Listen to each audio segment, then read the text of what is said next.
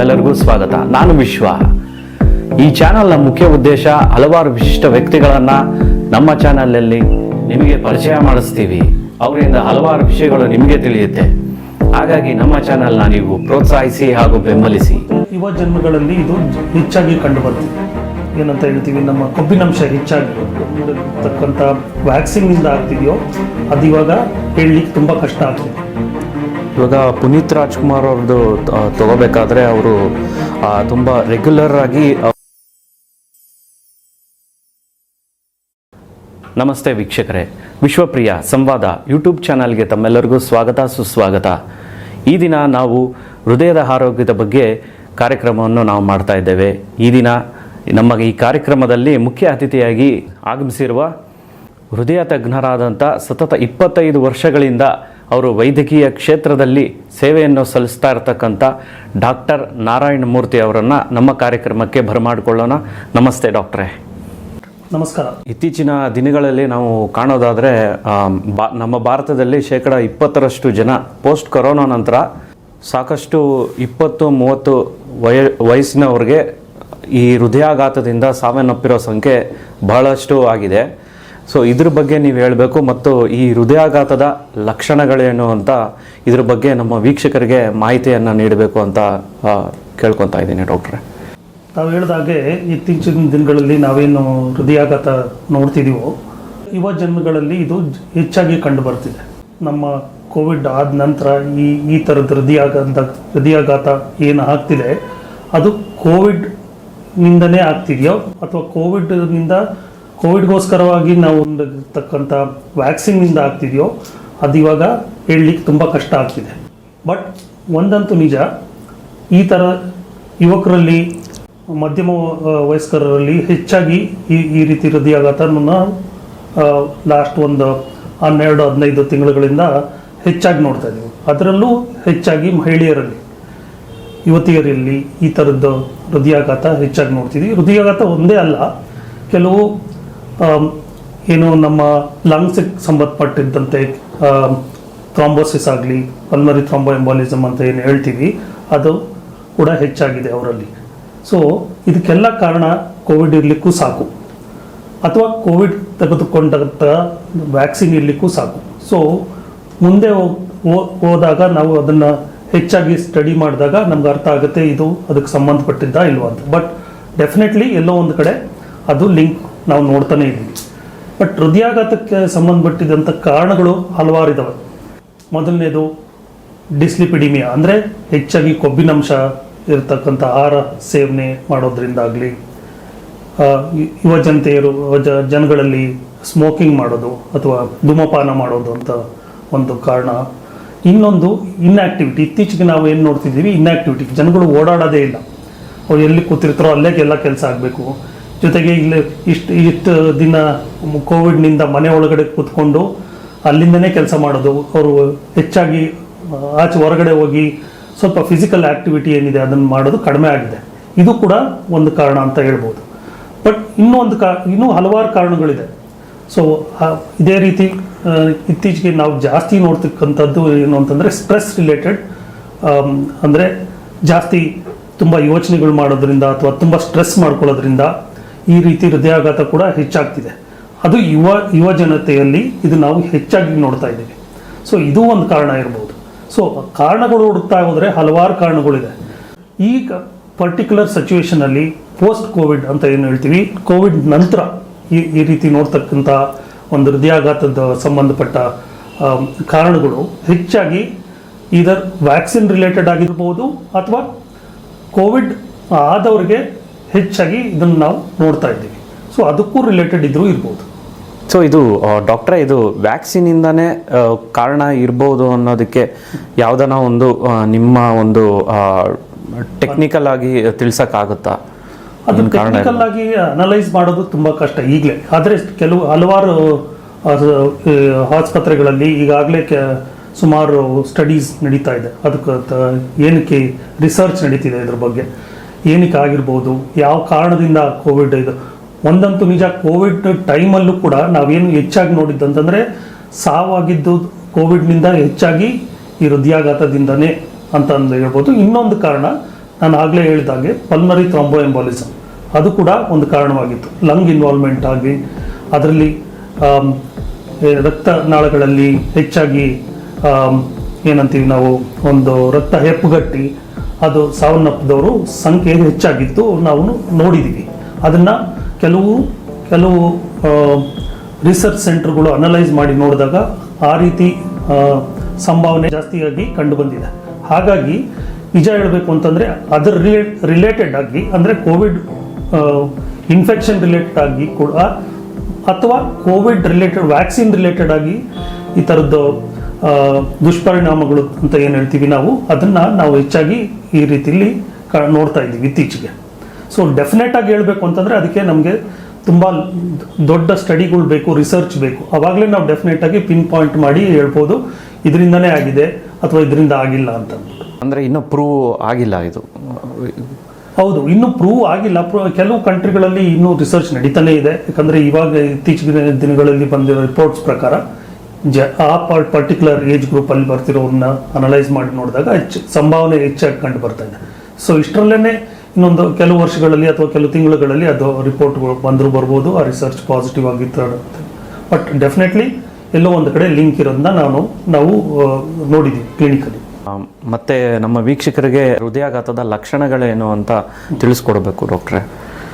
ಈಗ ಬರ್ತಕ್ಕಂಥ ಹೃದಯಾಘಾತ ಯಾವ ರೀತಿ ಇರುತ್ತೆ ಅಂದರೆ, ಕೆಲವು ಏಟಿಪಿಕಲ್ ಪ್ರೆಸೆಂಟೇಷನ್ ಅಂತ ಹೇಳ್ತೀವಿ. ಕೆಲವ್ರಿಗೆ ಏನಾಗುತ್ತೆ ಅಂತಂದರೆ ಮುಂಚಿನ ಥರ ಎದೆ ನೋವು ಬಂದು ಹೃದಯಾಘಾತ ಆಗೋದು ದಿನಗಳಲ್ಲಿ ಸ್ವಲ್ಪ ಕ್ರಮೇಣ ಕಡಿಮೆಯಾಗಿ ನೋಡ್ತಿದ್ವಿ.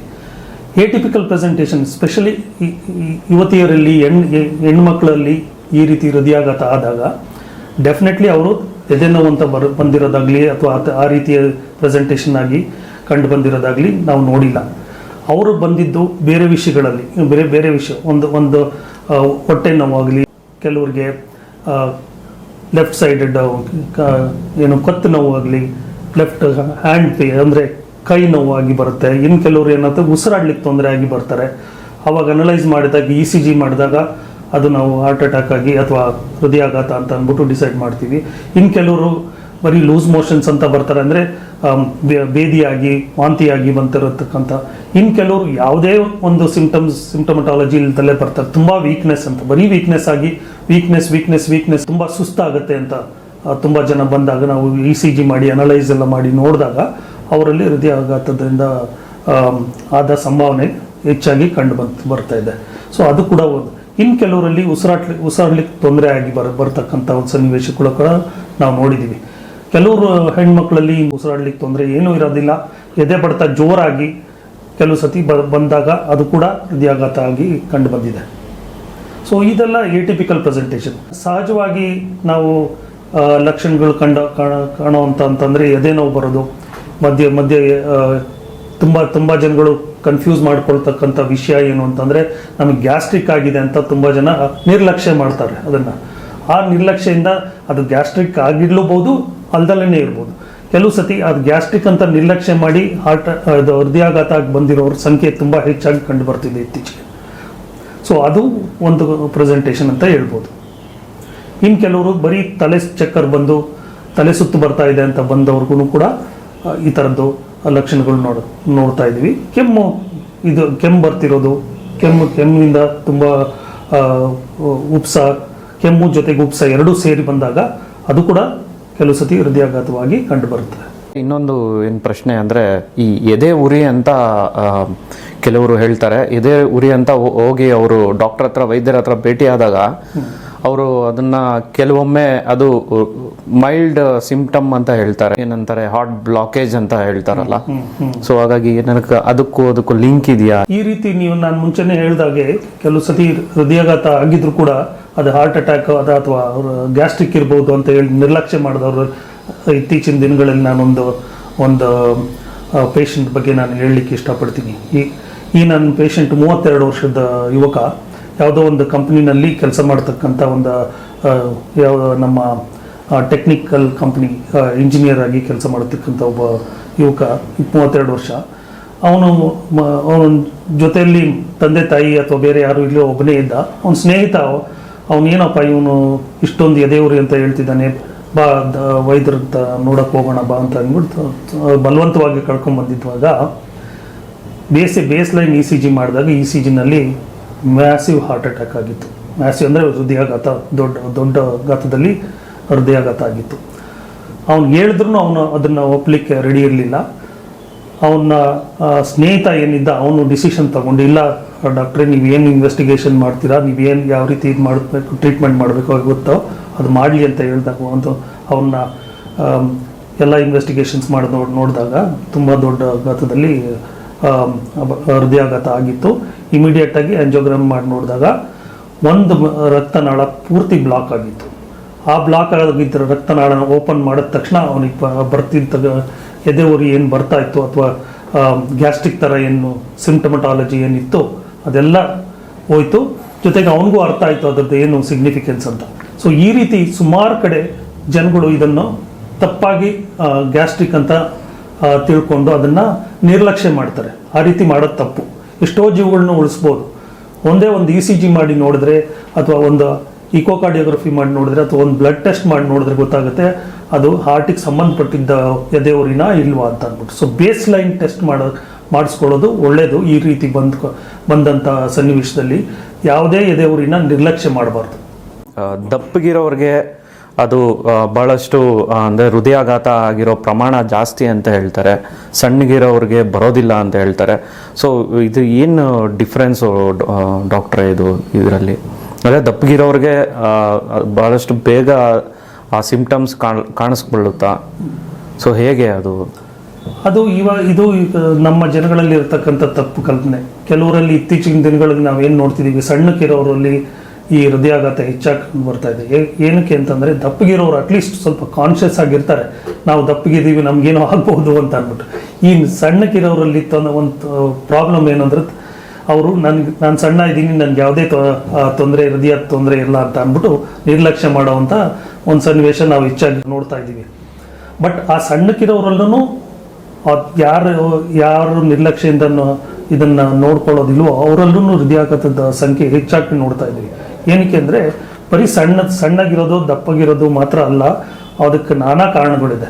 ಸಣ್ಣಕ್ಕಿದ್ರೂ ಅವರಲ್ಲಿ ಡಿಸ್ಲಿಪಿಡಿಮಿ ಅಥವಾ ಏನಂತ ಹೇಳ್ತೀವಿ, ನಮ್ಮ ಕೊಬ್ಬಿನಂಶ ಹೆಚ್ಚಾಗಿ, ಅದರಲ್ಲಿ ಕೊಬ್ಬಿನಂಶದಲ್ಲಿ ನಾನಾ ಥರದ್ದು ವೆರೈಟೀಸ್ ಇದೆ. ಅದರಲ್ಲಿ ಬ್ಯಾಡ್ ಕೊಲೆಸ್ಟ್ರಾಲ್ ಅಂತ ಏನಿದೆ ಅದೇನಾಗುತ್ತೆ, ಹೃದಯದ ರಕ್ತನಾಳಗಳಲ್ಲಿ ಬ್ಲಾಕೇಜಸ್ನ ಉಂಟು ಮಾಡುತ್ತೆ.